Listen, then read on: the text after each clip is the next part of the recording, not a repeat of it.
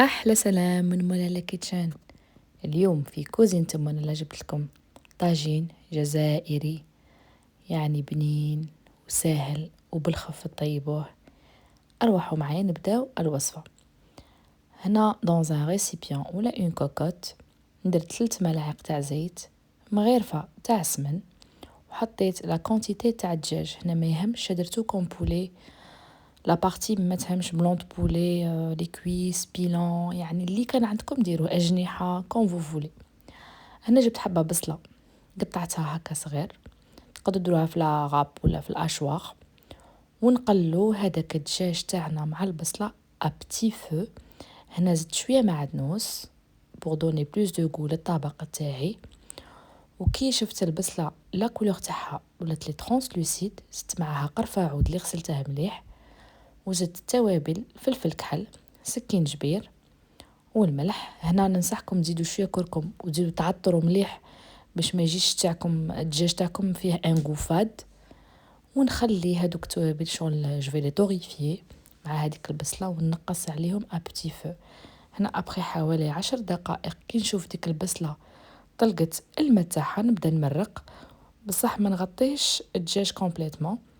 وجبت هنا اون كونتيتي تاع الحمص اللي كان عندي ديجا في كونجيلاتور، انا توجور نطيبه، يعني نطيبه بصح ماشي حتى يتهربز لي. زدته مع الدجاج تاعي وخليته كي غلى لي غليه، بلعت عليه وخليته في مويان ماشي زايد بزاف. هنا ابخي 20 مينوت الدجاج تاعي كان طايب.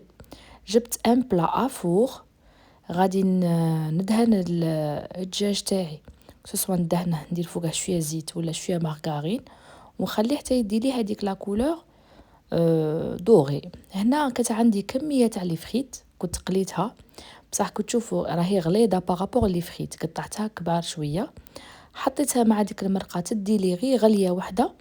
ونجيب هنايا الخليط اللي غادي يعقد لي المرقه تاعي، واللي هي نصف حبه عصير ليمون، حبه بيض، وكميه تاع المعدنوس. انا نموت على المعدنوس، دونك تشوفوا راهي خضره، جادور المعدنوس.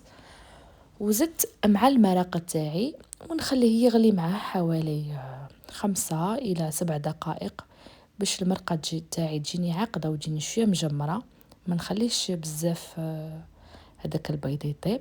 هنا كي عقدت ليه شويه زدت عليها كميه تاع المعدنوس معتبره، وجبت الدجاج تاعي اللي دالي لون شباب دوغي في الفوغ، وراني حطيته مع المرق تاعي اللي راه فيه الحمص والبطاطا والمعدنوس وهذيك العقده.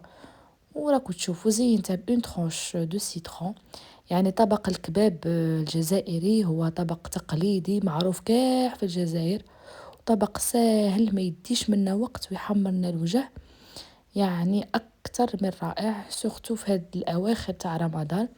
والله لا تلفنا نطيبو دي فوا تالمون طيبنا كلش تتلف شديري حاجه بنينه. فوالا دونك جبت لكم هاد الطبق اللي غادي يعجبكم سيغتينمون. لكم شاهدكم في الجنه، وسلام.